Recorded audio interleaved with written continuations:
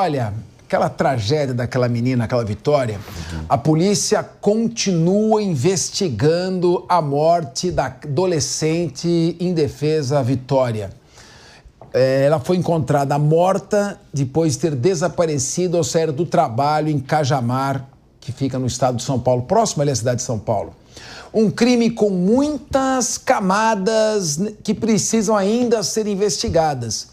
Segundo a polícia, Michael Antônio Salles dos Santos, detido por suspeita de ter matado a jovem de 17 anos, acompanhava, monitorava a adolescente desde 2024 e sabia de toda a rotina daquela jovem. A informação divulgada pela TV Globo leva à suspeita de que o criminoso pode ter agido sozinho por ter criado uma obsessão pela adolescente. O suspeito tinha diversas fotos de Vitória no celular e sabia que no dia do sequestro o carro do pai dela estava quebrado. Bom, eu vou começar com o Paulo Loyola e depois a gente gira para chegar por último no Palum para dar o parecer. Ô Paulo, quando eu vejo requintes de crueldade numa execução, eu vejo sempre uma relação pessoal entre o criminoso, o crime e a vítima. A gente costuma dizer, é uma expressão estranha, mas ela é comum para aqueles que trabalham nessa área, que o cadáver conversa com o investigador. O cadáver conta ao investigador o que ocorreu.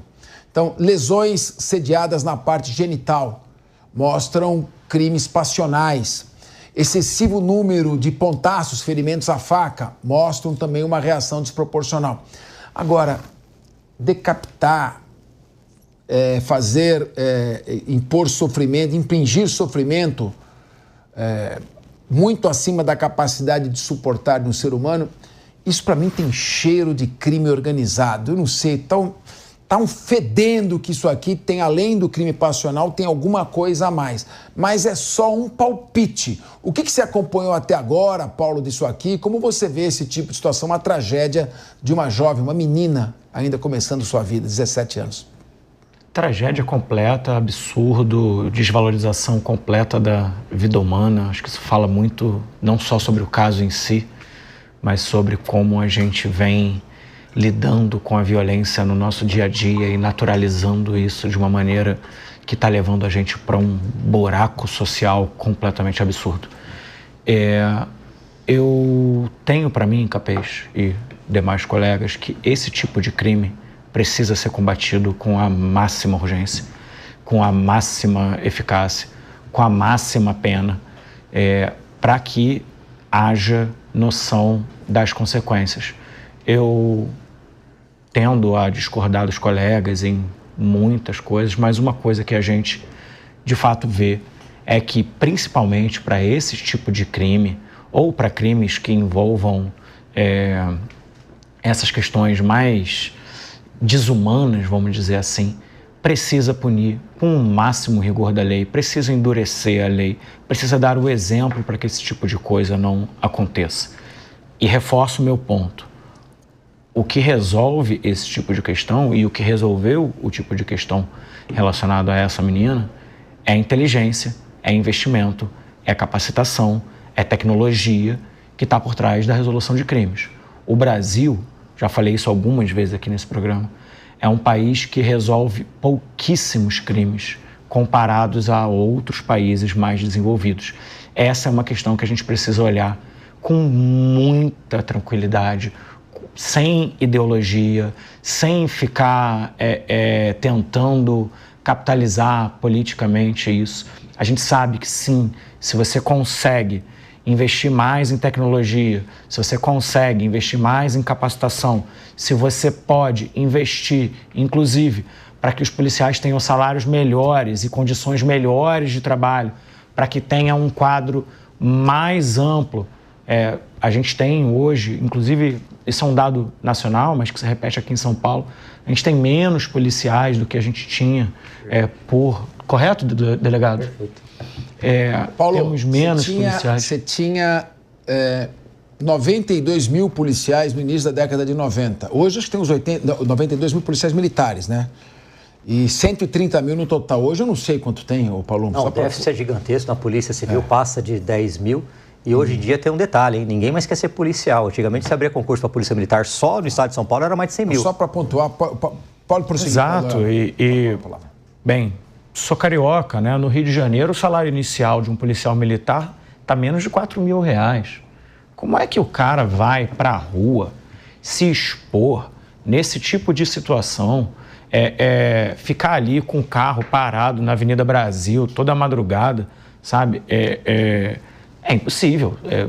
É um tipo de situação que, de fato, do mesmo jeito que a gente fala, olha, se a gente quer professores melhores, tem que valorizar os professores.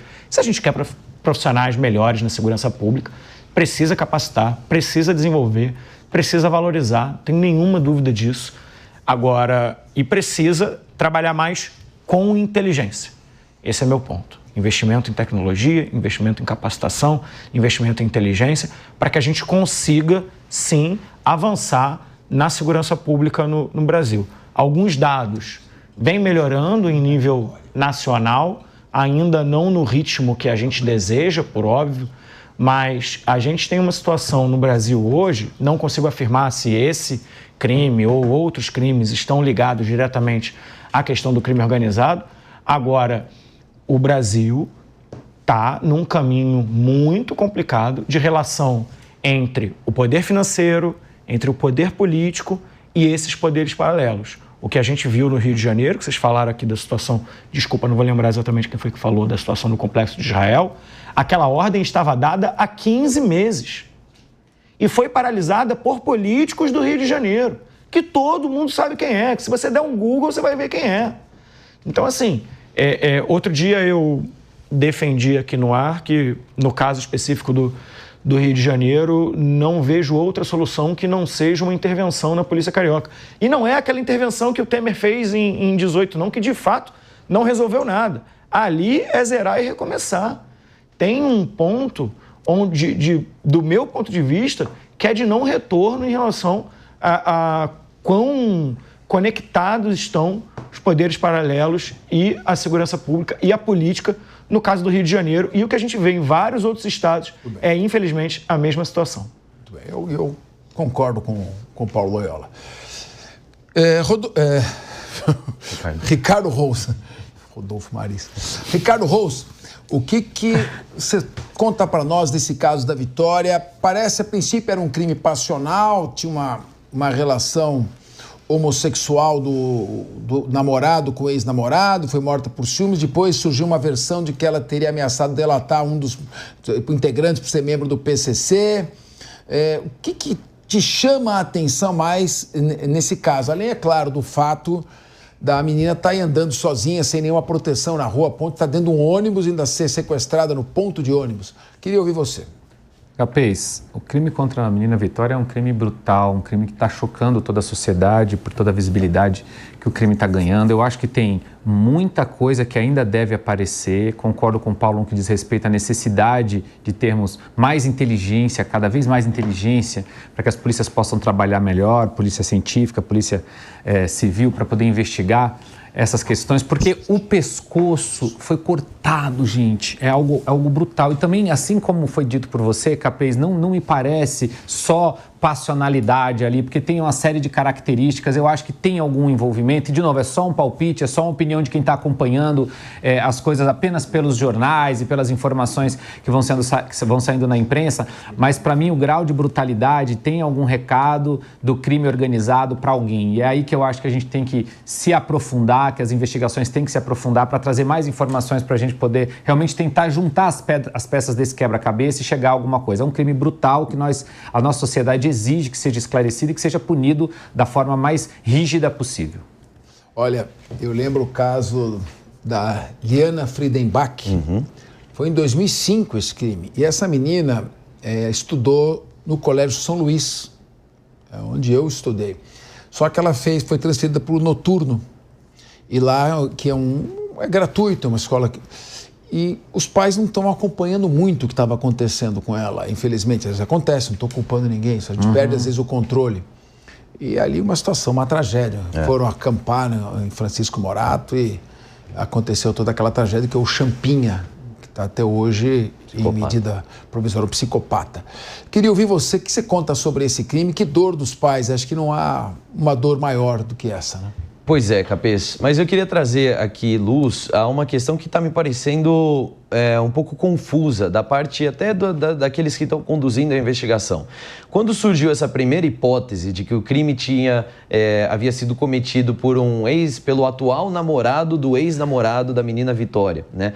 Gerou toda uma comoção, aquilo já foi dado como certo, inclusive o namorado, o atual, o ex e, enfim, outros que eram dados como cúmplices, ficaram foragidos, escondidos no meio da mata. E agora já se diz que eles não são mais suspeitos de terem cometido o crime. Logo em seguida, por um período de horas, saiu na mídia dizendo que o pai da menina agora tinha entrado para a lista de suspeitos. E não sei se de fato entrou, se não entrou, mas depois veio logo a polícia dizendo que o pai não era mais um suspeito. Agora está vindo esse outro que é um stalker, alguém que estava acompanhando, que parece que viu uma postagem dela na rede social dizendo: estou saindo do trabalho, estou indo para o ponto de ônibus, e identificou de onde ele estava. Esse cara que está sendo investigado, Capês, é casado. É casado e aproveitou uma noite em que a esposa foi passar a noite na casa da mãe.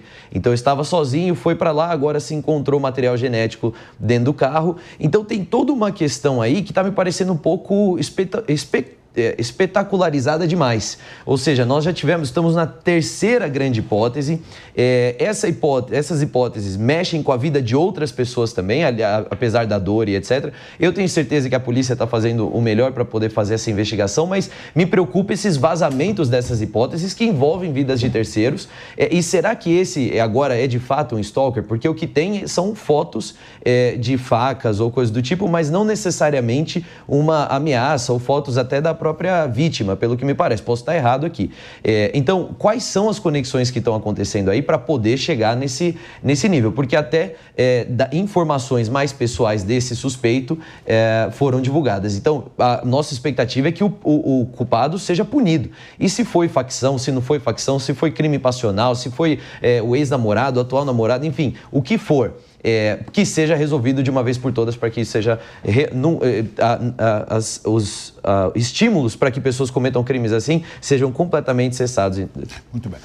O Paulo Amboado Galeno é um delegado experiente. Agora, quando a polícia trabalha sob intensa pressão, eu lembro do caso do Bar Bodega, que chegaram a indiciar pessoas inocentes.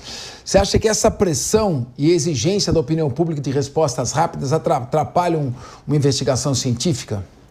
Atrapalha, sim, atrapalha bastante.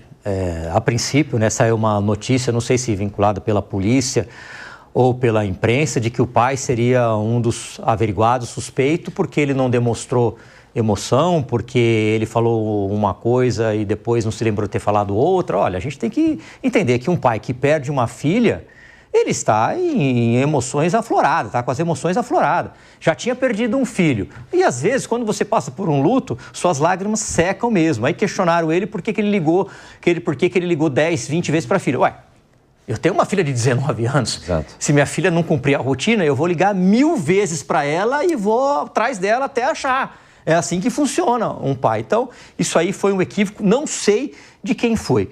Concordo com o Paulo também, a gente precisa investir no setor de investigação. A grande verdade é que a Polícia Civil e a Polícia Científica estão capengando, falida, sucateada e muito, mas muito mal paga. Se não tivesse esses aparelhos para fazer essas pesquisas, talvez nós não chegaríamos. Parece que hoje sai o laudo se aquele sangue que estava lá realmente era da Vitória, que vai colocar o Michael numa situação muito difícil. Por que ele estava printando todas as publicações da Vitória? Por que ele estava conversando com outras pessoas a respeito desse crime? Tem muita coisa para se explicar nisso. Agora, o que é fundamental e de suma importância é a polícia científica. Quase ninguém fala da polícia científica. A gente fala muito aqui em PM, em polícia civil, às vezes, muito raramente, em polícia penal, mas polícia científica não fala absolutamente nada. Elas têm déficit de policiais aqui em São Paulo, precisa de mais investimento. E sabe por que a maioria dos governadores não fazem isso? Porque elas não aparecem. O trabalho é silencioso e discreto.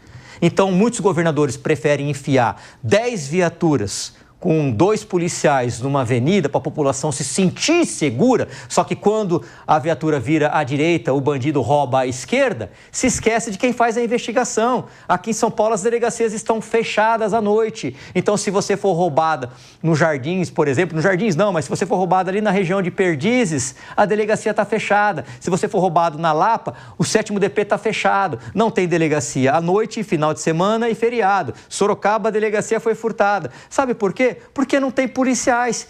Isso é uma vergonha, isso é um escracho. Nós temos que ser como antigamente, na época do Capês era promotor, que tinha presos na delegacia, isso era um problema. Mas a maioria das delegacias eram delegado, 2 tiras, um agente, escrivão, tinha carcereiro e a gente conseguia fazer diligência. Eu trabalhei no 47DP, tinha 200 presos lá. Quando chegava um crime, a gente tinha condição de iniciar a investigação, era na hora e por vezes a gente conseguia prender. Agora, não tem policial nem para tomar conta de prédio. Como é que você vai fazer um serviço de qualidade? Então eles colocam policial, colocam PM, colocam fazendo viatura e se esquecem do principal, do salário. O policial, ele quer salário, ele não quer uma viatura novinha, ele não quer ele quer salário. O policial tem que se matar de fazer bico para poder sobreviver com dignidade. É isso que dá dignidade para um policial. E os policiais estão morrendo na folga porque tem que fazer bico porque ganham um salário pífio.